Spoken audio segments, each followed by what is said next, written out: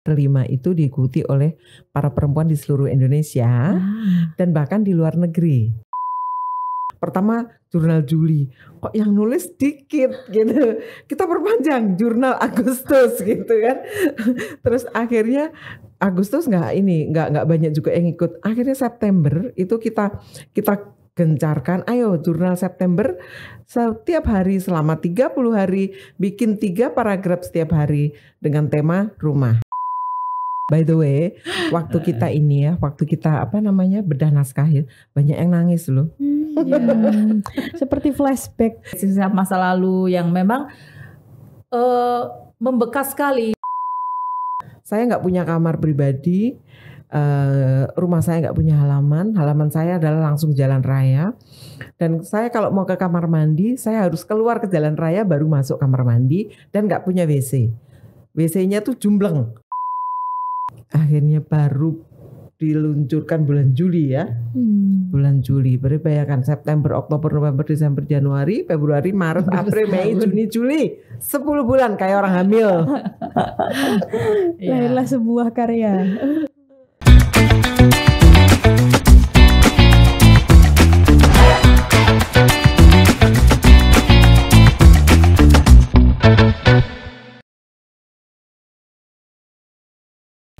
Halo Tribuners, apa kabar? Semoga kalian semua dalam keadaan bahagia dan sehat hari ini. Ya, kembali lagi dengan saya Pipit Maulidia. Kali ini kita akan membahas tentang buku dan kita sudah kehadiran 2 narasumber yang luar biasa. Nah, narasumber kita hari ini adalah Kak Wina Bojonegoro dan Kak Ratna Cahyani Retnowiris. Ya, oke. Nah, kedua narasumber ini merupakan penulis buku Rumah Berdinding Kisah. Nah, buku ini merupakan buku kedua ya, kalau tidak salah. Terus kemudian narasumber kita juga tergabung dalam komunitas Per5. Nah, sebelum kita berbincang tentang buku yang ada di saya kali ini, nah kita akan tanya dulu apa sih komunitas Per5 ini? Karena kalau saya lihat yang tergabung juga menulis buku semuanya gitu. Monggo dijelasin sedikit. Kak Wilis, monggo. Jadi Per5 ini komunitas yang awal mulanya memang kita dari kelas menulis Patmedia, karena itu namanya Perempuan Penulis Padma. Kenapa kita bikin komunitas ya? Kita kan ikut kelas menulis melahirkan satu tulisan, ada yang 2 tulisan dalam antologi gitu ya.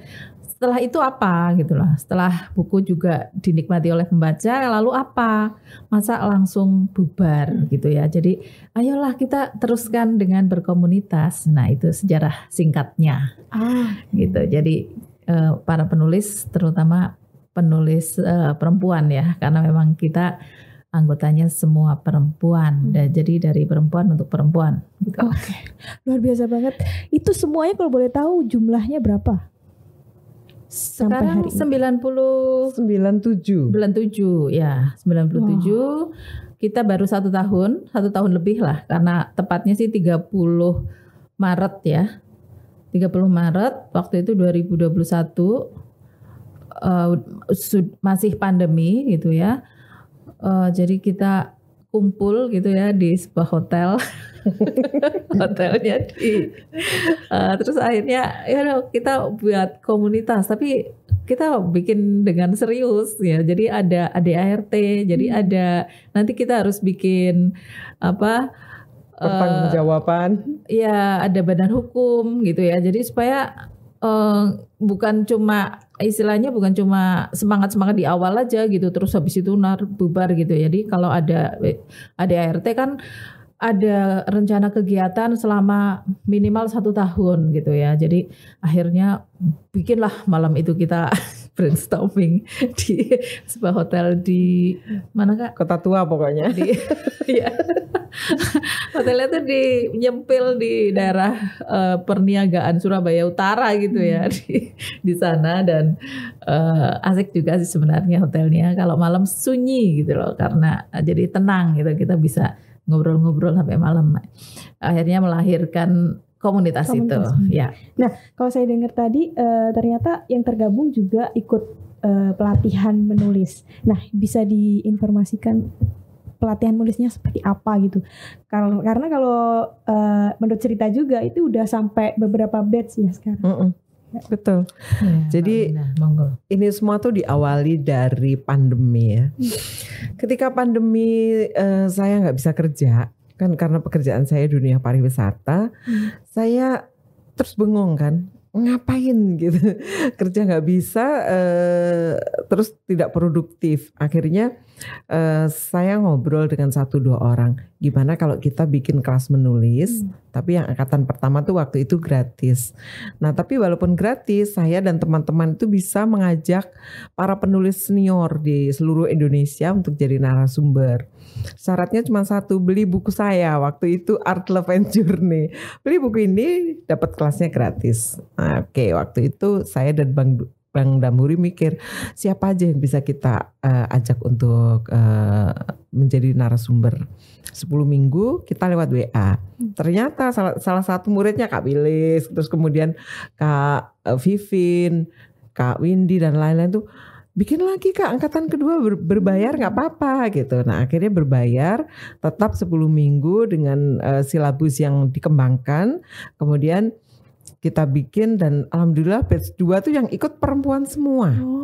Perempuan semua, gak ada cowoknya kan waktu itu ya Kak ya. Kalau yang batch 1 masih ada cowoknya. Nah karena itu cewek semua, terus begitu menginjak ke batch 3, saya mikir gitu.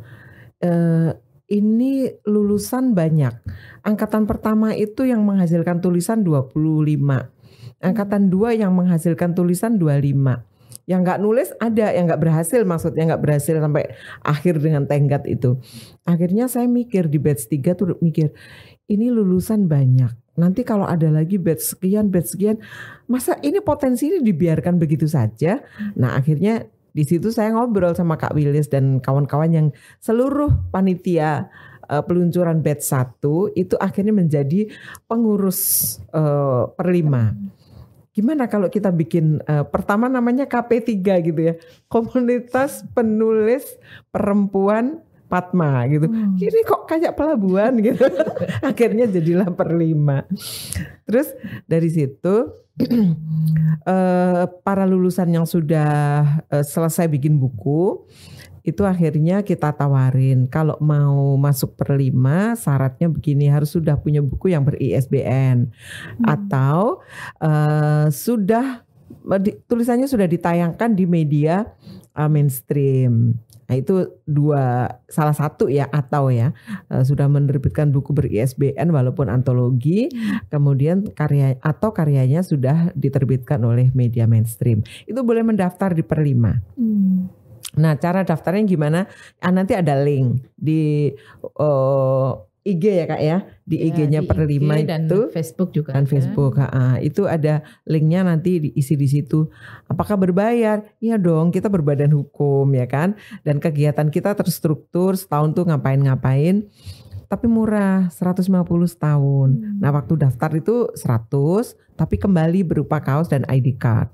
Nah kemudian yang 150 itu untuk membayar kegiatan. Yang wajib kita berikan setahun tuh minimal 4 kali. Bikin buku minimal sekali, tapi kenyataannya terlampaui semuanya. Buku setahun jatah sekali, kita bikin 2 kali. Bahkan mau 3 loh, kita mau bikin kumpulan puisi. Terus pelatihan yang harusnya 4 kali, 7, akhirnya jadi 7. Jadi setahun. Jadi dan kegiatannya tidak melulu menulis tok gitu ya. Ada public speaking, ada podcast ya kan, ada membuat press release kemarin, jadi puisi, menulis puisi, kemudian Yang belum nih menulis cerpen, karena cerpen ini Patmedia, domainnya Patmedia. Ya, jadi per 5 itu domainnya, tulisannya genrenya itu esai. Esai atau memoir, dan nanti ada puisi juga. Ada yang kepengen juga nulis skenario kayaknya. Ya, ada juga yang minta menulis cerita anak. Nah, itu yang jadi inilah Bang PR kita gitu ya, buat kita nanti mengembangkan kegiatan-kegiatan lebih lanjut gitu. Oke. Jadi luar biasa banget, ternyata per 5 isinya para perempuan-perempuan yang luar biasa, nggak hanya cuma ngumpul-ngumpul biasa, tapi ada karyanya nih, gitu ya. Yang dan membuat saya bangga per 5 itu diikuti oleh para perempuan di seluruh Indonesia dan bahkan di luar negeri. Aneka ragam juga profesinya. Profesinya tuh macam-macam, mulai dari ibu rumah tangga sampai dengan dosen. Dokter, bahkan dokter spesialis, bahkan sampai dengan profesi-profesi yang daki-daki gitu, anggota DPR gitu. LSM gitu ya, banyak juga. Beragam sekali. Tentu yang ditulis juga luar biasa ya. Pasti macam-macam. Oh, sangat beragam dengan kemampuan yang berbeda-beda. Itulah kenapa baik di Patmedia maupun di per 5 kita mengembangkan satu mekanisme dalam menulis itu bertahap. Satu, dia harus lolos kurasi. Ya. Jadi misalnya yang ngirim tulisan itu 50, kita pilih 20 atau 25 atau 23. Ada proses seleksi dulu. Seleksi ini menarik gak sih ceritanya? Ceritanya menarik, tapi kalau cara menulisnya kurang bagus, itu nanti kita bedah naskah. Jadi tahapannya itu ada 2. Sebenarnya setelah bedah naskah apakah lolos langsung begitu aja? Enggak. Setelah bedah naskah dia revisi kan. Revisi itu masih dikembalikan kepada tim editor. Kalau misalnya kurang bagus masih dibalikin lagi. Bahkan kalau yang kelas cerpen itu lebih sadis lagi. Orang tuh ganti naskah tuh bisa 4 sampai 6 kali. Setiap bedah naskah ganti cerita. Loh, jangan gak usah ganti cerita di ini aja. Loh, aku gak pede katanya. Karena ternyata setelah dibabat itu jadinya aneh gitu. Karena kalau nulis beda ya, nulis esai dengan nulis fiksi itu kan beda.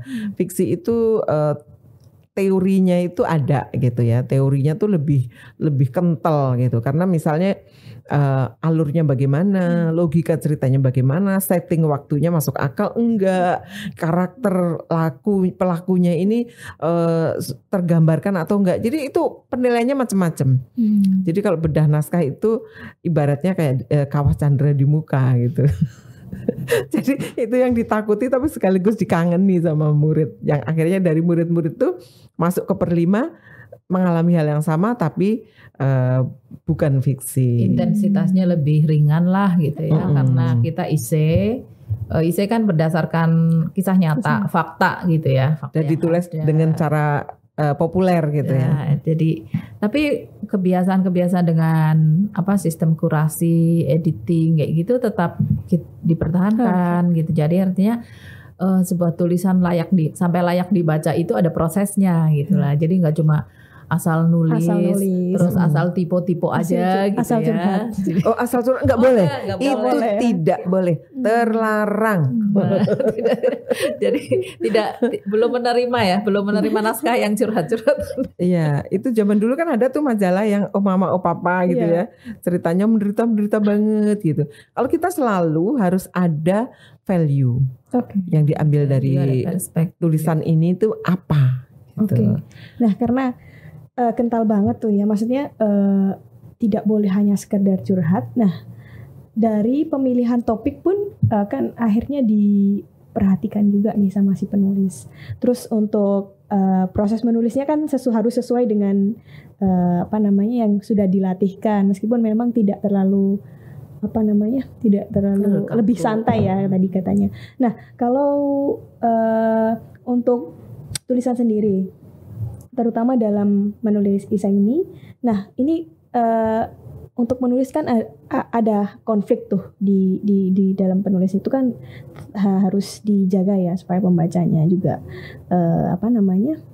enak membacanya. terus nyambung begitu ya kira-kira. Nah terus untuk mengontrol ini gimana Mbak Wina mungkin? Kak Wilis dulu, Kak Kak Wilis Wilis dulu. punya pengalaman nggak bikin konflik susah nggak? Bikin konflik untuk memunculkan konfliknya Ternyata banyak loh peserta kelas itu yang susah membuat konflik. Padahal dia sendiri sehari-hari biasa menghadapi konflik. Tapi begitu suruh nulis, kok angel ya? Ya itu termasuk saya gitu ya. Jadi harus dipancing-pancing gitu ya. Karena pancing konflik apa gimana? Iya, jadi gini, ketika menulis itu kan kita banyak sekali tuh ketika kita sudah ngadepi, mungkin oke lah tulis dulu. Setelah itu kita akan memilih, ini mungkin dihapus saja, ini ini yang dimasukkan gitu. Oh sebenarnya konflik yang menarik tuh ini gitu ya. Ketika bedah naskah seperti naskah saya di sini gitu ya,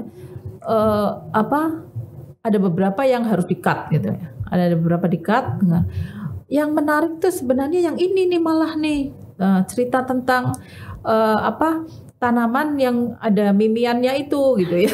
Kan saya cerita tentang pagar yang tumbuh dari tanah gitu ya. Nah, justru itu padahal saya waktu itu memilih ini kan cerita tentang rumah ya, bagaimana mendapatkan impian setiap orang ya, mungkin dia mendapatkan rumah itu ingin punya rumah gitu ya. Jadi salah satunya kalau saya karena dulu tinggal di rumah yang kayu gitu ya, jadi ngelihat teman-teman yang rumahnya pakai tembok gitu, rumah gedong, kalau saya bilang itu adalah orang kaya gitu loh pasti.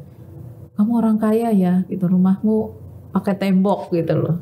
Jadi saya membayang-bayangkan terus gimana rasanya ya punya rumah tembok kayak gitu ya. Jadi ketika akhirnya dewasa dan kemudian bisa meraih impian itu, kayak gini rasanya gitu.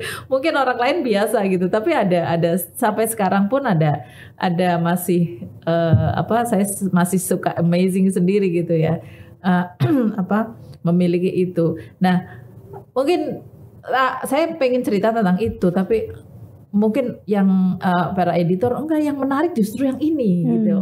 Gitu, oke lah gitu. Jadi akhirnya kita karena buku itulah pentingnya kembali ya kurasi, editing gitu ya, dan kita bedah naskah gitu. Kita mungkin tahu yang ini yang menarik nih, tapi ternyata bagi di mata pembaca belum tentu gitu ya. Jadi itu proses itu harus kita ikuti, harus kita nikmati, dan jangan bikin baper gitu loh. Karena ada yang nggak mau dikoreksi begitu terus, wah nanti merasa kalau dikoreksi jelek gitu. Apalagi perempuan itu takut konflik ya. Ya itulah. Jadi ketika bagusnya memilih konflik, akhirnya saya juga ya oke lah ikut. Karena itu ternyata memang susah milih konflik. Termasuk ketika kita milih di cerpen itu ya. Cerpen mungkin lebih sulit lagi gitu loh, kita milih karena agak beda memang. Nah kalau yang di sini cerita-cerita yang mungkin kisah-kisah nyata yang ingin kita tonjolkan, yang yaitu tadi konflik apa sih gitu sebenarnya yang pengen dibaca gitu. Mungkin itu. Oke. Kalau Mbak Wina nih gimana pendapatnya untuk pemilihan konflik? Dua hal yang berbeda. Kalau di dalam fiksi, konflik itu ibaratnya senapan, itu punya peluru gitu kan ya. Peluru itu mau diledakkan di awal, di tengah, atau di akhir gitu kan ya.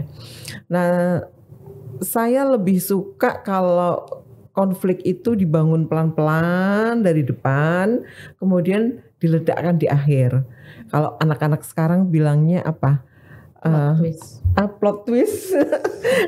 Kalau saya bilang itu kejutan gitu ya. Jadi konflik itu dibangun dari awal, tidak harus yang rumit, sekualet cerita kerumitan ditumplek, enggak. Konflik itu bisa satu saja benang merahnya, tetapi anak-anak konfliknya ini kan pasti kita akan mencari. Kalau misalnya gini ya, di dalam cerpen saya yang judulnya Samsu dan Emak, itu ditayangkan di Kompas, ini karena grupnya nggak apa-apa ya, ditayangkan di Kompas, itu nggak ada konfliknya sebenarnya.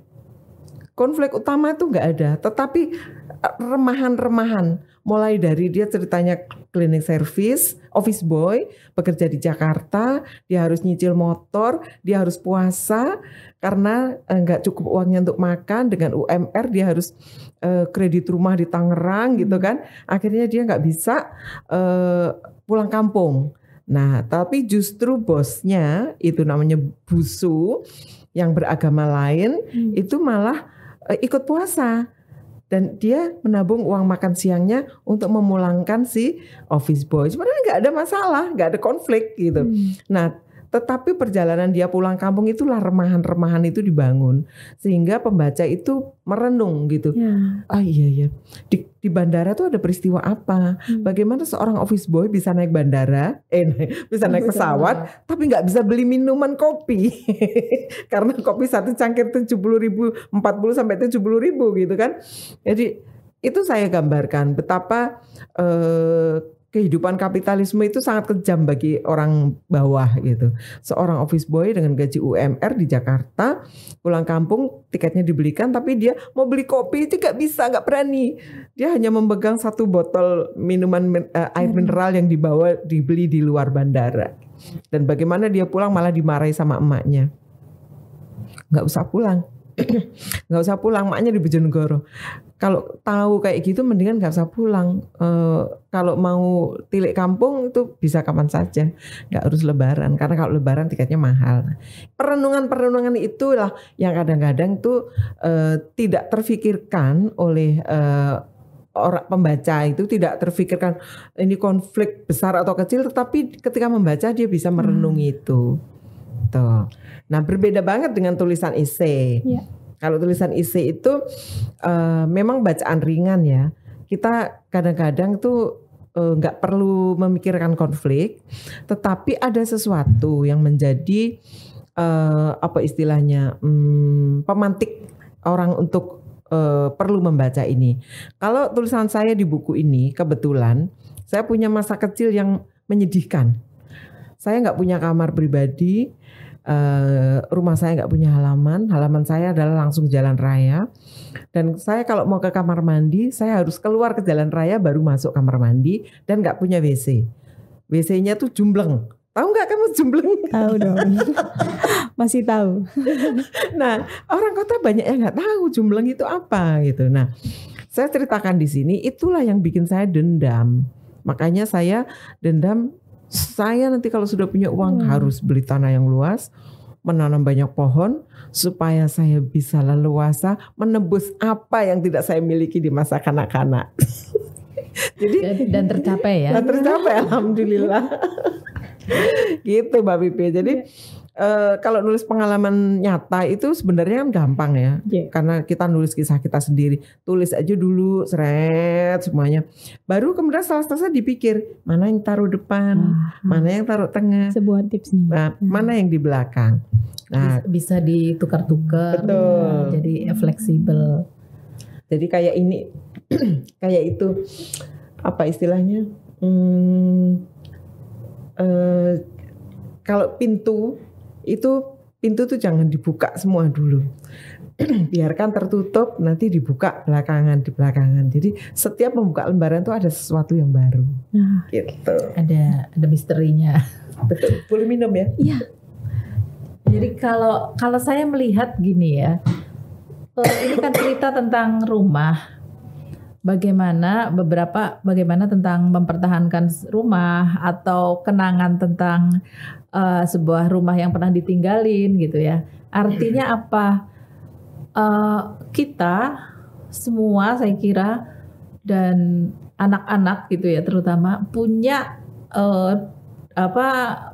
catatan gitu ya dalam memorinya gitu ya yang kelak akan menarik untuk dituliskan, didokumentasikan dalam bentuk tulisan.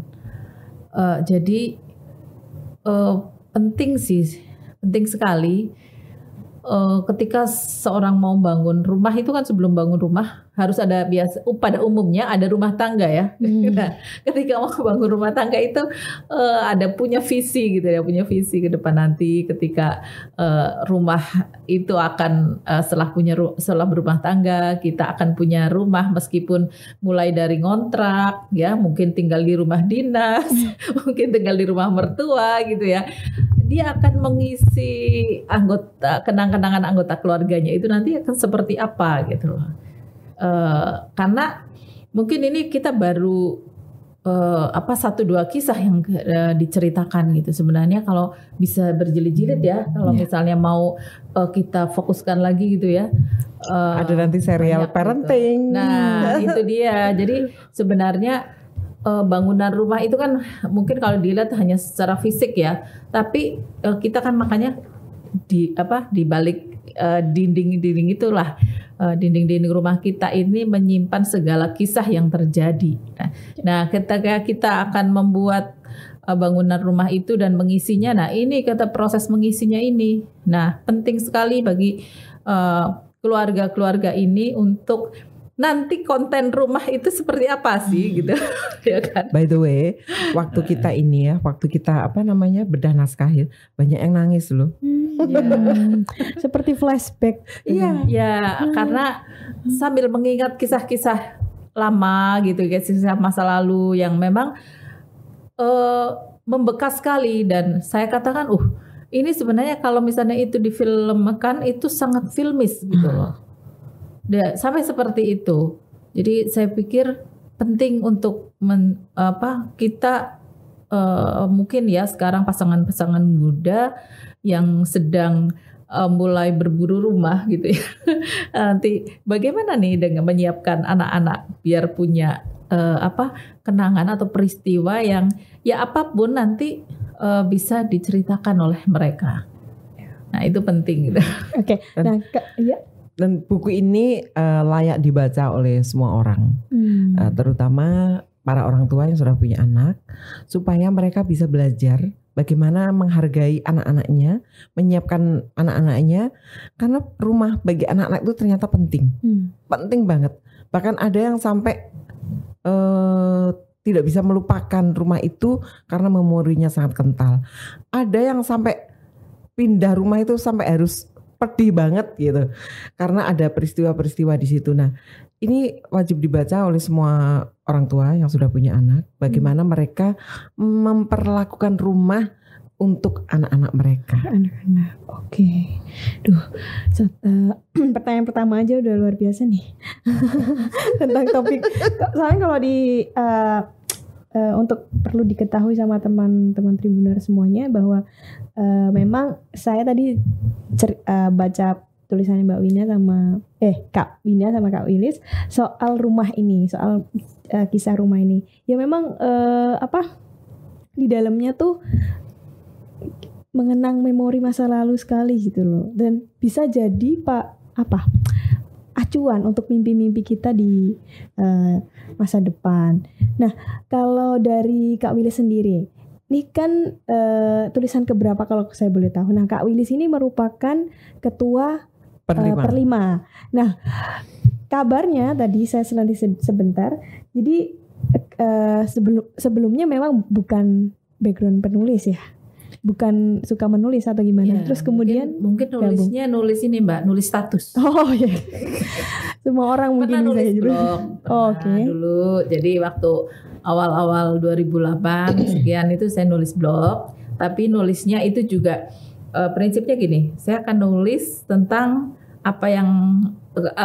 daily activity gitu loh. Jadi tidak memperhatikan struktur bahasa.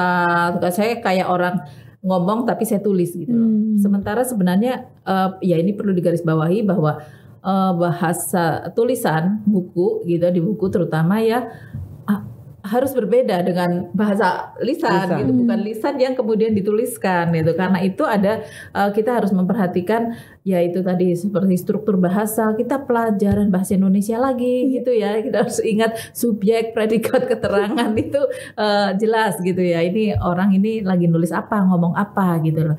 Kalau mau sekedar lisan aja bisa nulis status gitu ya mungkin ya. Nah, itulah ada bedanya, tetap ada bedanya. Jadi dengan ini dengan gabung ke Perlima ini, komunitas ini perlunya itu akhirnya juga kita mengajak, ayo kita kalau sekarang kita udah tahu caranya menulis gitu ya, jadi kita menulis status pun paling tidak nulis yang lebih baik dari status-status lama lah gitu ya. Gitu.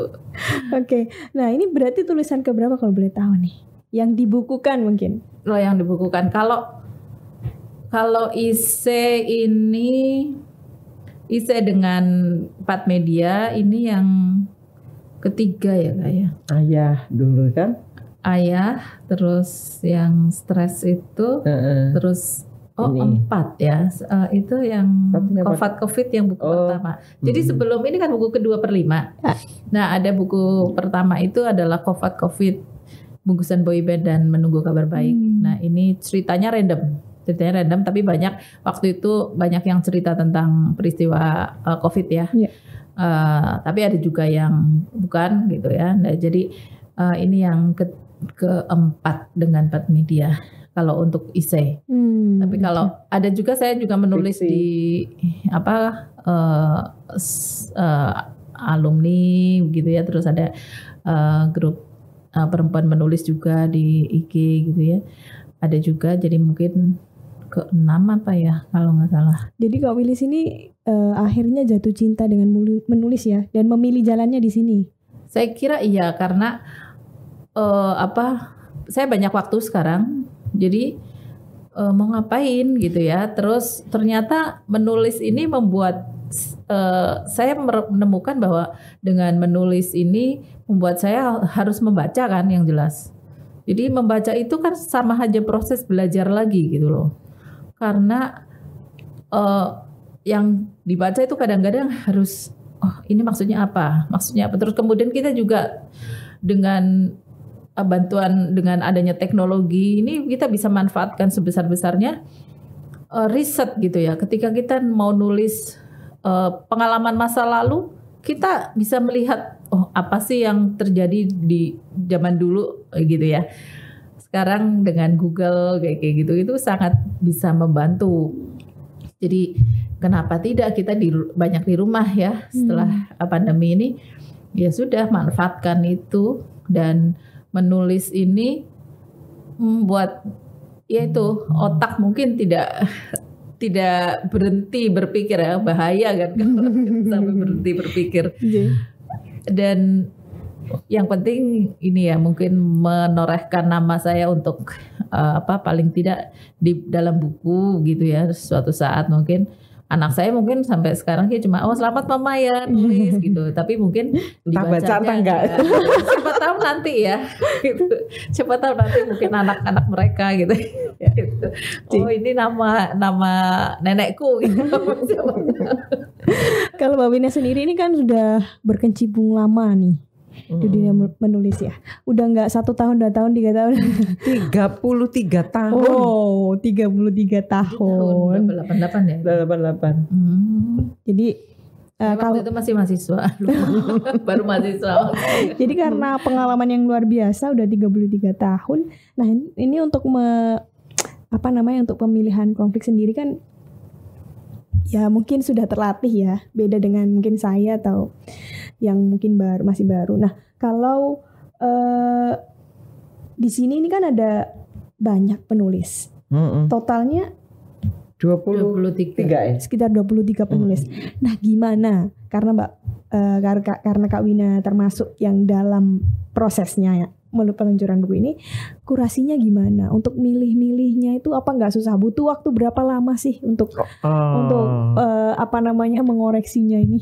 Ya, ini buku perjalanannya sangat panjang. setelah meluncurkan buku COVID bungkusan boy band dan menunggu kabar baik, itu kita bikin tantangan untuk buku selanjutnya apa ya gitu. Nah, karena kita para perempuan identik dengan ibu rumah tangga, akhirnya oke, kita bikin tema home sweet home gitu pertamanya. Kita bikin tantangan di sosmed nulis 3 paragraf. Temanya pokoknya home sweet home. Pertama jurnal Juli. Kok yang nulis dikit gitu. Kita perpanjang jurnal Agustus gitu kan. Terus akhirnya Agustus nggak banyak juga yang ikut. Akhirnya September itu kita gencarkan, ayo jurnal September setiap hari selama 30 hari bikin 3 paragraf setiap hari dengan tema rumah, home sweet home. Nah, yang lolos 30 hari itu lolos kita ajak menulis ini.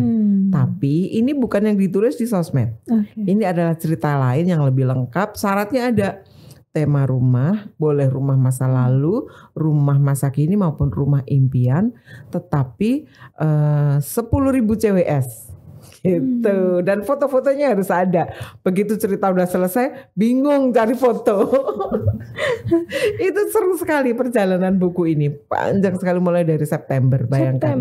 September, kemudian Oktober itu kurasi dan ini proses bedah naskah. Kemudian nyari foto itu lama sekali nyari fotonya itu. Akhirnya baru diluncurkan bulan Juli ya. Bulan Juli. Berarti bayangkan September, Oktober, November, Desember, Januari, Februari, Maret, April, Mei, Juni, Juli. 10 bulan kayak orang hamil. Lahirlah sebuah karya. Nah, ini kalau yang apa namanya, sebenarnya masalahnya di mana sih kalau apa ini kan banyak nih, ada 23 penulis ya. Itu sebenarnya untuk menentukan konfliknya sendiri susah nggak sih, atau meretelinya? Sebenarnya kalau ini nggak susah ya, dari sisi jenis apa genre ya. Kalau orang sekarang bilang genre, genrenya itu kan lebih mudah ini. Isi ini adalah pengalaman sendiri penulisnya, otomatis kesulitannya nggak ada untuk mereka-reka, itu nggak ada.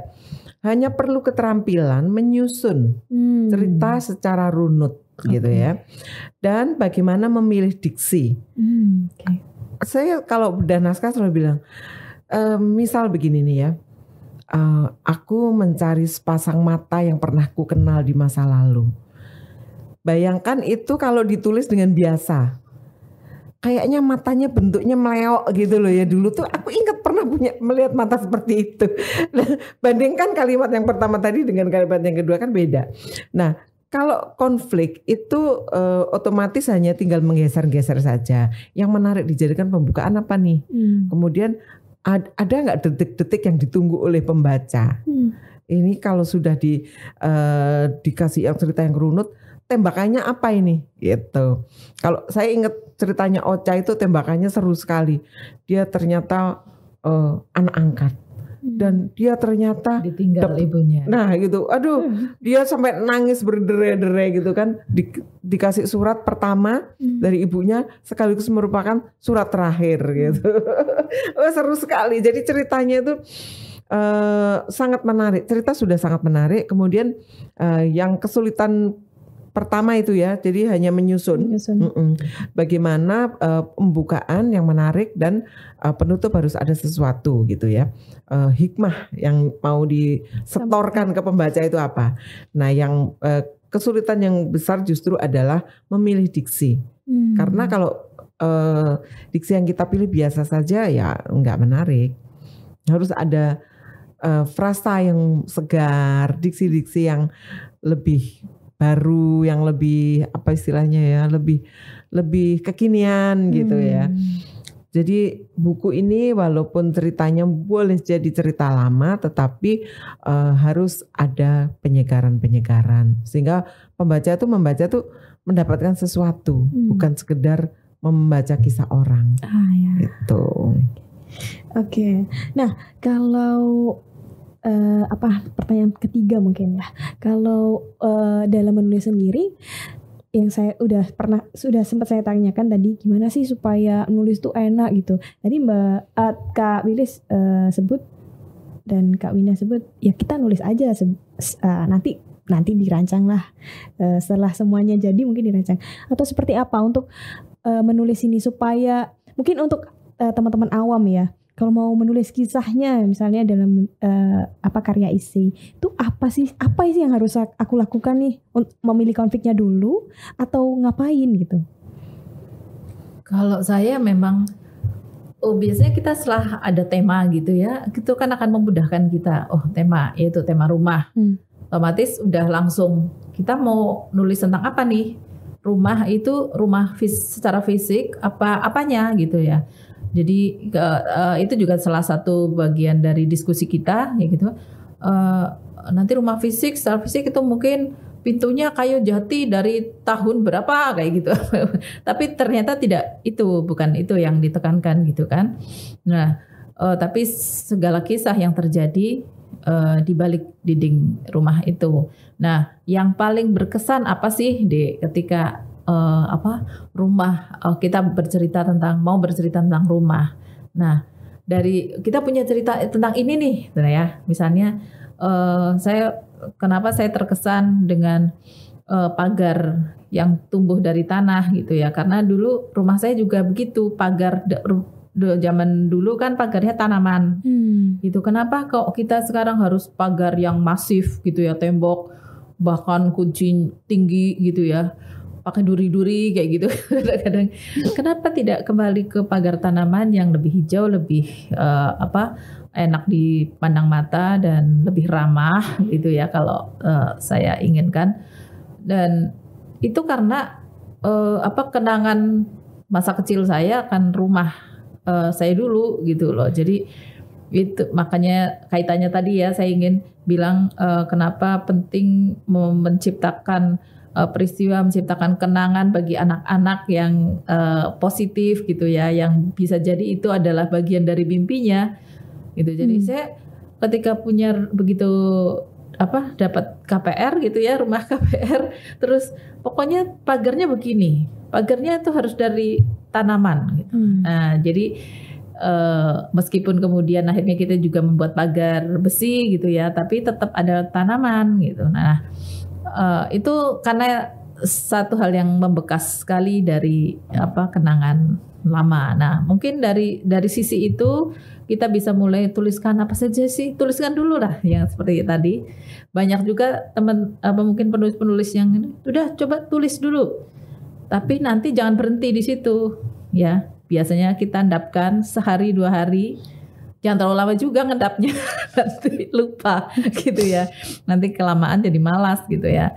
Akhirnya dibaca lagi. Setelah dibaca ulang next day mungkin gitu akan berbeda kita ketika baru nulis sama hari berikutnya gitu ya. Kok gini ya tulisannya? Oh inilah yang mungkin setelah itu disusun. Perhatikan tata kalimat, tadi juga seperti Kak Wina bilang soal diksi, pemilihan diksi, yaitu proses yang mengikuti sih sebenarnya, tapi dan itu penting ya memperhatikan jumlah CWS itu karakter with space gitu ya, jadi kan itu ada ya nanti udah berapa kadang-kadang kita kan begitu keenakan nulis mungkin sudah 12.000 cewek nah kayak gitu. Nah itu beberapa hal, itu tips itu mungkin umum tapi ya coba lakukan gitu loh. Coba lakukan teman-teman yang di Tribuners yang mau belajar menulis. Kalau saya tuh menulis itu harus membaca dulu. Atau nonton film. Nah, itu punya inspirasi ya. Ada sebuah film yang membekas di kepala saya, tepatnya drama Korea. Suka drama Korea juga ternyata. Jadi itu bikin saya berpikir ya. Jadi ceritanya begini. Itu jadi puisi. Jadi puisi saya di grup puisi. Jadi perempuan itu sejak menikah, dia jarang sekali dipanggil namanya sendiri. Pasti dia dipanggil Bu Arif, Bu siapa, Bu Yus gitu ya.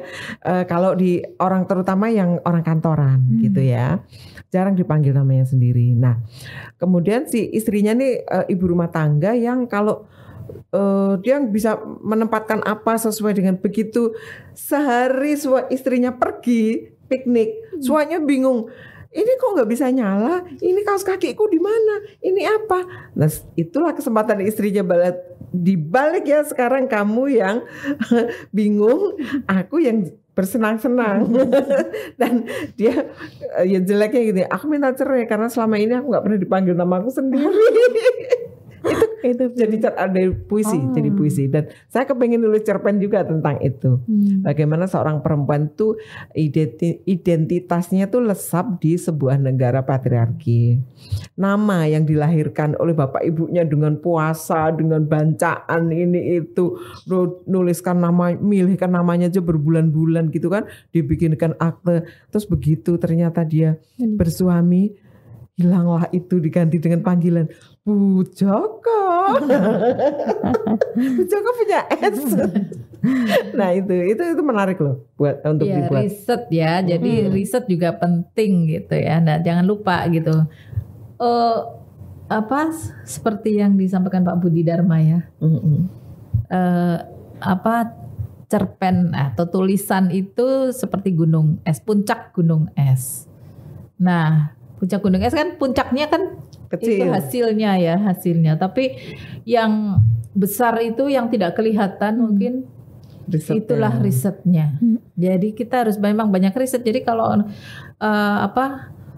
googling, ya memang itu betul. Bahkan ketika kita misalnya menentukan tempat gitu ya. Ini tempatnya seperti apa? Oh ini di sini ada tanaman apa kayak gitu ya, sampai seperti itu saya kira. Jadi itu penting gitu. Itu karena itu proses menulis itu proses yang sangat menarik sebenarnya.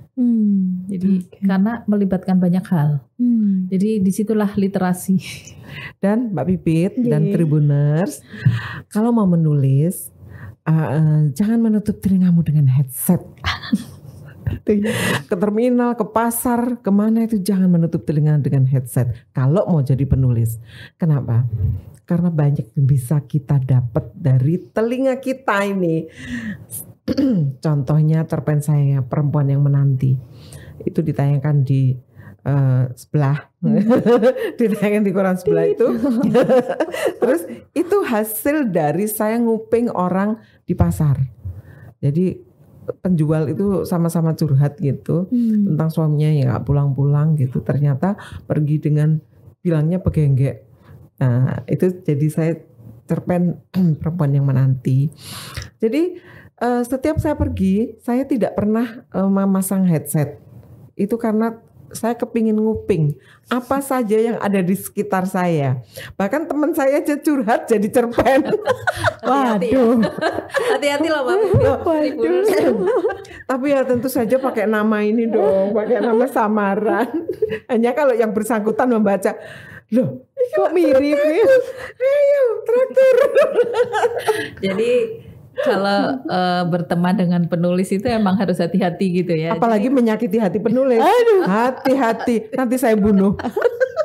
Iya, karena penulis itu bisa jadi pembunuh atau bisa jadi Tuhan ya. Kadang-kadang kita tuh sok tahu gitu loh.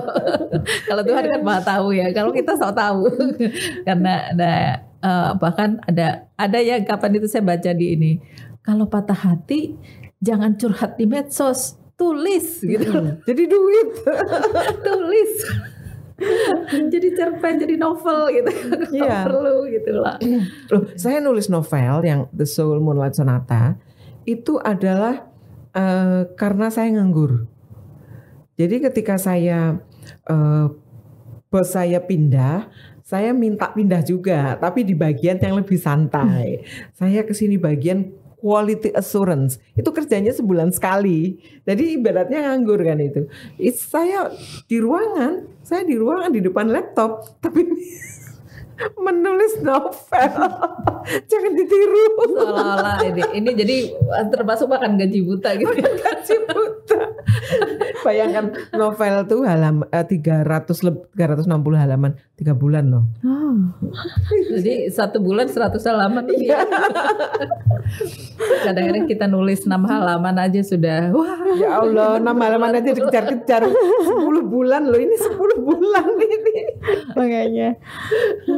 Luar biasa. Jadi itu menariknya masuk komunitas menulis. Oke. Nah, ini pertanyaan terakhir mungkin ya, lebih teori, lebih teori. Jadi kalau dalam menulis itu kan tadi Kak Wina ada konflik kan.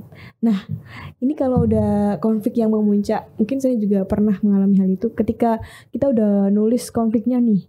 Nah, itu untuk mengurai konfliknya sendiri dalam sebuah tulisan itu gimana? Atau tidak atau kayak Kak Wina tadi nulisnya remahan-remahan yang secara nggak langsung, bukan uraian konflik melainkan hikmah-hikmah yang bisa diambil atau gimana? Itu nggak bisa diselesaikan dalam 1 kali podcast. Oh gitu. Itu harus 10 kali podcast. Teorinya panjang. Teorinya panjang banget. Jadi sederhananya begini aja. Nulis itu jangan dibebani teori. Nulis aja. Kalau mau pengen tahu teori menulis, ikutlah kelas. Promosi saya. Per 5. Ya boleh. Di per 5 itu juga kita mengadakan pelatihan-pelatihan yang boleh diikuti oleh non anggota. Ya, jadi misalnya ada yang kita buka gitu ya. Jadi nggak melulu hanya untuk anggota saja gitu. Ada juga yang kita buka untuk seperti penulis puisi ya. Ada juga yang umum gitu. Jadi ada juga penulisnya yang laki-laki. Gitu, ada cowoknya 2. Juga ketika buku kita yang pertama juga itu ada juga 3 cowok ya. Nah kalau untuk buku ini perempuan semua ya. Perempuan semua. Nah, karena ini anggota. Iya. Jadi untuk anggota. Jadi kayak ikut kelas menulis. Betul. Jadi ini Tribuners, jadi per 5 perempuan penulis Padma itu anggotanya sementara perempuan semua. Nanti kita akan bikin untuk cowok-cowok 5 lelaki penulis Padma. Oh gitu ya, oke. Bisa ditunggu. Biasanya kalau laki-laki tuh agak kenapa ya agak jaim ya. Saya punya grup penulis itu yang hidup ini indah bro. Itu penulis-penulis semua jaim loh. Tiap hari itu sepi BAG-nya. Mungkin bisa ada Tribuners yang bisa bergabung atau curhat. Iya, saya berharap si cowok-cowok itu lebih agresif gitu loh ya dalam menulis. Agresif. Mungkin karena perempuan lebih jujur kali ya. Ya. Lebih betul. Maksudnya gini, ketika menemukan kita kenapa harus lebih berkomunitas ya, karena perempuan sering kali butuh dukungan gitu ya.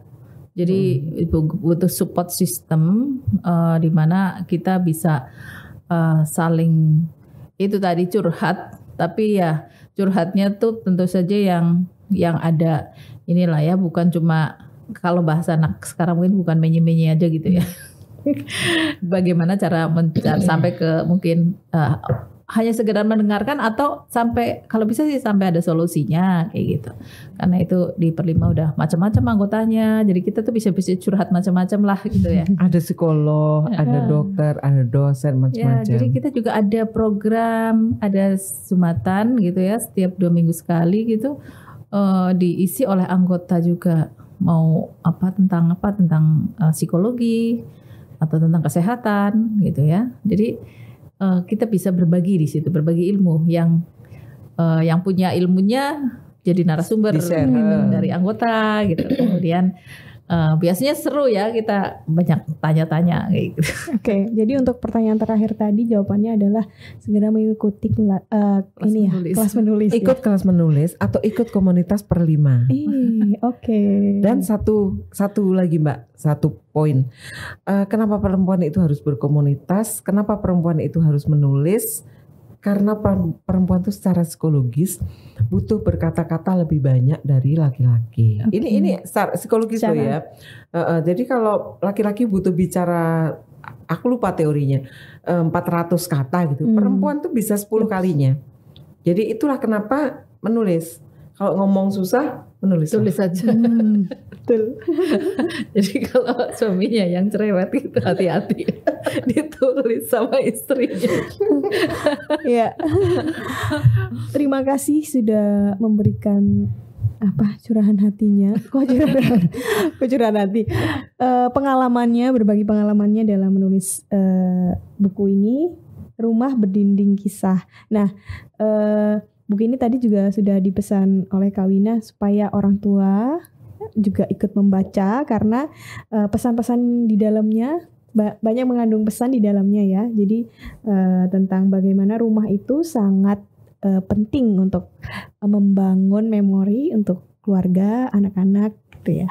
Nah, semoga podcast kita kali ini dapat membawa manfaat untuk teman-teman Tribuner semua yang menonton.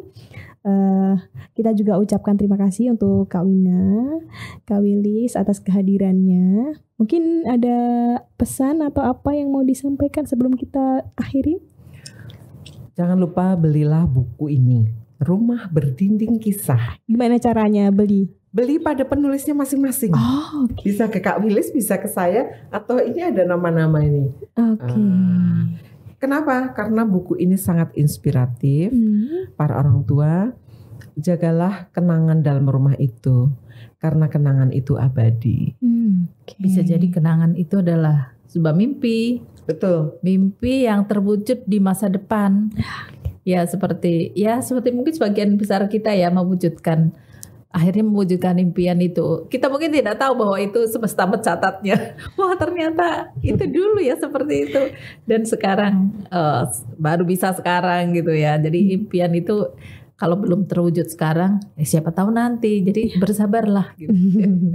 Okay. Terima kasih ya Mbak Pipit. Iya, terima kasih. Sama-sama. Terima kasih sudah diundang. Sama-sama. Diberi tempat untuk menyampaikan buku Rumah Berdinding Kisah ini. Nah, ini atau juga bisa kunjungin Instagramnya Perlima ya, biar mudah ya. Ya, betul. Oke, demikian diskusi kita kali ini. Semoga bisa ketemu lagi di kesempatan yang lain dengan buku yang lain, buku-buku yang baru. Oke, kita akhiri. Assalamualaikum.